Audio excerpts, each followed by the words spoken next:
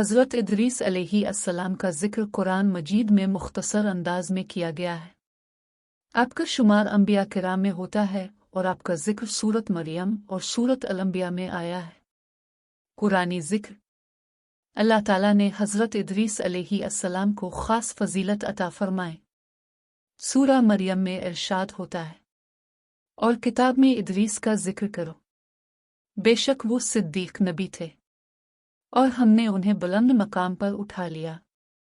سورت مریم 56-57۔ حضرت ادریس علیہ السلام کی خصوصیات میں شامل ہے کہ وہ نبی ہونے کے ساتھ ساتھ عالم، صادق اور صبر کرنے والے انسان تھے۔ تاریخی پس منظر: 1. نبوت اور تعلیمات۔ آپ پہلے نبی ہیں جنہوں نے قلم سے لکھنے کا فن سکھایا۔ تاریخ کے مطابق حضرت ادریس علیہ السلام نے لوگوں کو علم، حکمت اور ہنر جیسے سلائی، لکھائی اور ستاروں کی معلومات دی۔ 2. بلند مقام۔ قرآن کے مطابق اللہ تعالیٰ نے حضرت ادریس علیہ السلام کو بلند مقام عطا فرمایا۔ بعض روایات کے مطابق انہیں جسمانی طور پر آسمانوں پر اٹھایا گیا جہاں اب زندہ ہیں۔ 3. قوم کی اصلاح۔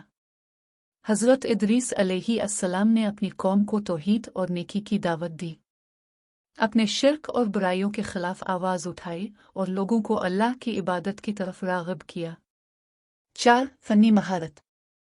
آپ پہلے نبی ہیں جنہوں نے کپڑے سلائی کرنے کا آغاز کیا، اس سے پہلے لوگ جانوروں کی کھالوں کا استعمال کرتے تھے۔